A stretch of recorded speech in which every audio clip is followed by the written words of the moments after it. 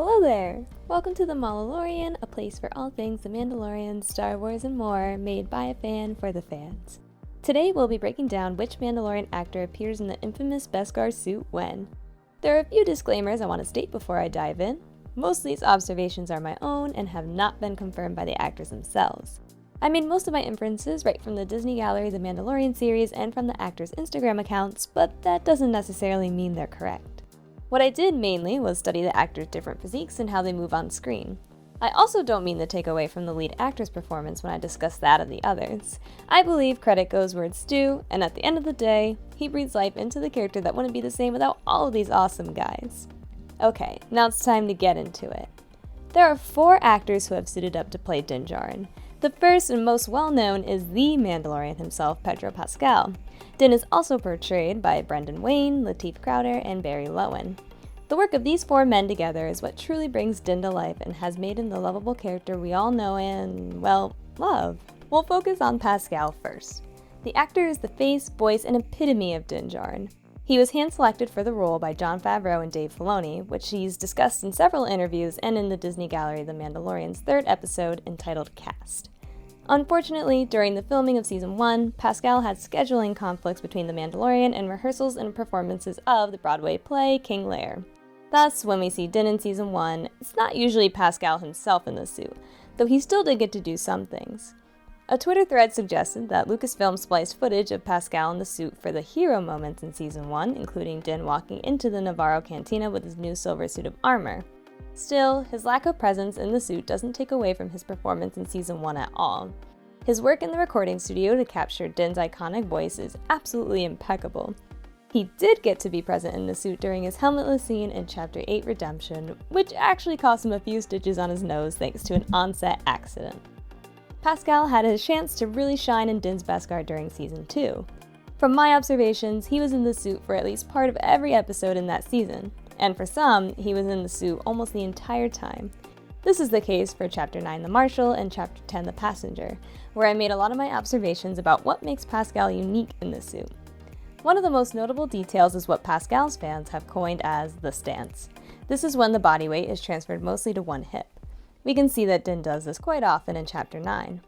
Many fans deride this notable stance from his roles in Netflix's Narcos and Matthew Vaughn's Kingsman: The Golden Circle.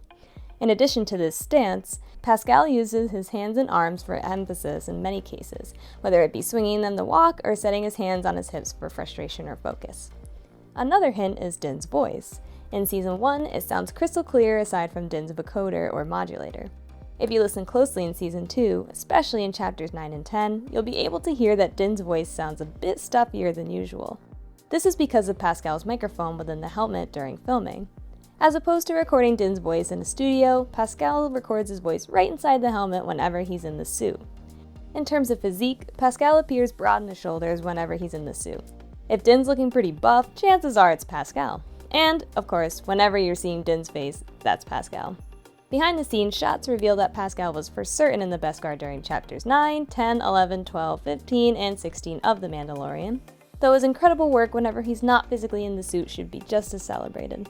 Brendan Wayne, the grandson of the infamous John Wayne, spends much of Din's screen time in the Beskar suit, especially in Season 1.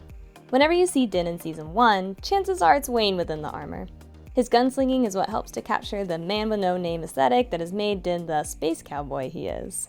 If Din's using his blaster or the Ambin Phase Pulse Blaster Rifle, coined the Pulse Rifle for short by Cara Dune, it's most likely Wayne. His physique is quite similar to Pascal's, which may be a good reason as to why he was chosen for this role, but he is a bit narrower in the shoulders and gives Din an overall leaner look.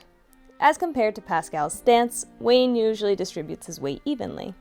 He expresses a lot of Din's emotions with flicks of his gloved fingers and helmet tilts as well, since he isn't able to use his own voice, or obviously his face, to reveal his emotions while acting. It's harder to tell when Wayne's in the suit during Season 2. Since Pascal was able to be in the Beskar a lot more than before, and Wayne sustained an injury that gave him less screen time during Season 2 than in Season 1, it's not as easy to pinpoint his Beskar moments.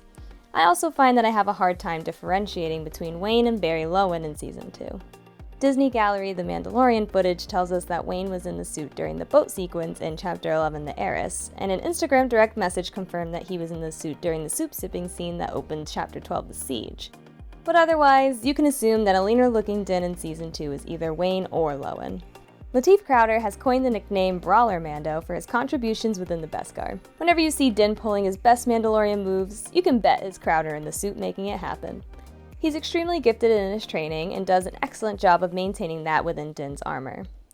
Thanks to his intense training, Crowder's physique has led him to have a very tight waist, which you can see if you look hard enough in the Beskar. You can see this most prominently during his sequences in Chapter 10, The Passenger, and Chapter 12, The Siege. But with Crowder, you don't usually have to look to a physique to tell it's him.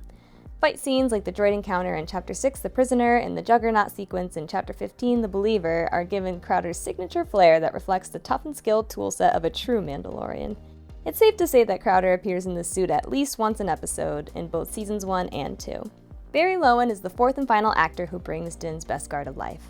Like I mentioned before, it can be very hard to distinguish Lowin from Wayne thanks to their similar physiques.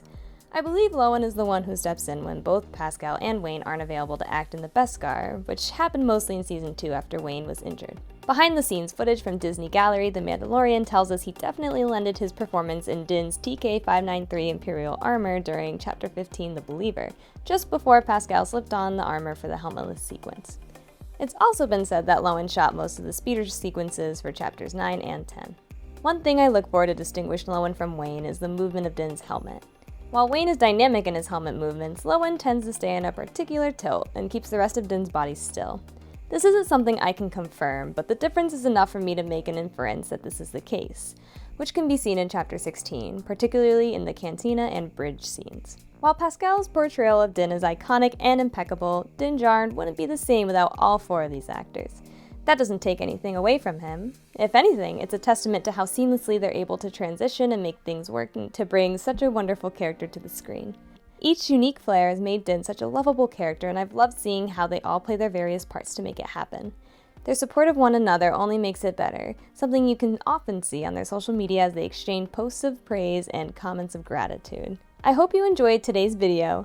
Feel free to comment with your own observations or corrections should you have any for me. Don't forget to subscribe for more on The Mandalorian and other Star Wars media. Thanks for watching. This is the way.